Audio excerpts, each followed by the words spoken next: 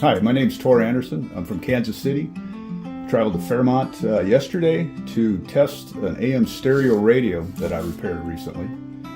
AM stereo is something that was somewhat popular in the early 80s, but it fell off and isn't very, very big in the U.S. anymore, although there's maybe a couple dozen stations, AM stations in the United States that transmit AM stereo.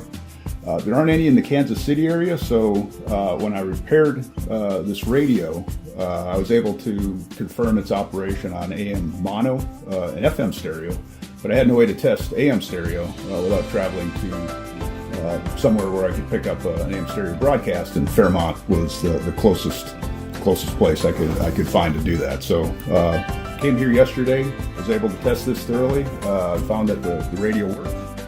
The AM stereo signal, very good. I have it put into the aux jack of this old receiver so I could get a better feel for the left and right channel instead of this little radio with the speakers 6 inches apart. To visualize the stereo signal, I use an oscilloscope that allows me to look at the signal going to the speakers of the two channels. You see there's a diagonal line. And what that line is when the signal on the right channel goes to the right and the signal on the left channel goes to the vertical. So in a mono signal, that line is fairly diagonal with equal signal. If I move the balance all the way to the right, and it's a horizontal line. If I move the balance all the way to the left, it's a vertical line. So this is KSUM in mono, AM mono. And then when I turn it to stereo, you'll see what happens to the signal. That it gets very broad. It almost looks like steel wool, and that indicates that the signal going to the left and right are different whenever it deviates from that horizontal angle. So that's a good way to see the stereo signal visually with an oscilloscope, although you can still hear it. You can definitely hear the difference between the mono and the stereo when you're playing it.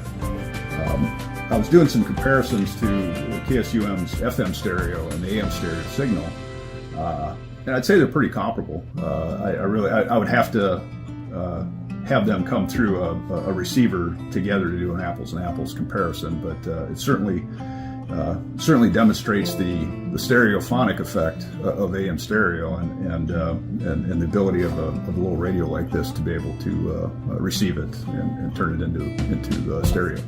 My wife and I have enjoyed our stay in Fairmont. I've never been here before, and our trip up here for the sole purpose of testing this AM stereo. We had some pleasant surprises with some good shopping, a nice, vibrant downtown that you have here. So we did some shopping yesterday and this morning, and have 3 meals here so far, and all of them are good. So definitely a place we'd be willing to visit again, or maybe if I get another piece of AM stereo equipment, my wife will want to come travel back with me again. So, anyways, it's been a great time. Yeah, wow. That's a really unique reason to visit Fairmont. I mean, Kansas City to Fairmont for a AM radio, that's kind of cool. That is cool. I loved that he brought his family with and had a good time in Fairmont. And he enjoyed our downtown and Fairmont in general, and they did some shopping and eating, and they had a great time. And they're going to come back and visit, hopefully. I hope so. Yeah, I mean, we've got coffee shops, we've got a brewery, we got all kinds of stuff downtown. Yeah, so. We definitely do. Well, we found Mr. Anderson's story really intriguing, and I wanted to learn a little bit more. So we dived a little bit deeper and met up with Travis Mark after dark with City of Lakes Media. He is the broadcast engineer there. Yeah, let's go take a look. Thanks, Jeff and Al. Yeah, it's a pretty unique piece of KSUM being AM stereo. I think the number of AM stereo stations in the U.S. is around 45. When I started here 13 years ago, it was in the 70s, so they're rapidly dwindling down because just not that many people have an AM stereo receiver left. I think in the state of Minnesota, there are 3 AM stereo stations, and then 1 in Wisconsin, 1 in North Dakota. Iowa and South Dakota, as far as I know, don't have any. So every now and then we will get somebody that goes for a road trip just to hear the KSUM signal, but Kansas City is actually the furthest I've heard of anybody coming just to listen to the AM stereo signal. But it's a really cool, unique piece that makes KSUM KSUM. We want to keep it going as long as we can because so many stations are bought up by these corporate giants that just, if anything is AM stereo or not their standard equipment, they'll strip it out. But here we've got the freedom to keep it going, and since we're broadcasting country music, we keep it going, and it makes us unique. Back to you, Jeff and Al. A big thank you to Mr. Anderson for sharing his story with us, and also thank you, Travis, for giving us a local perspective. Absolutely.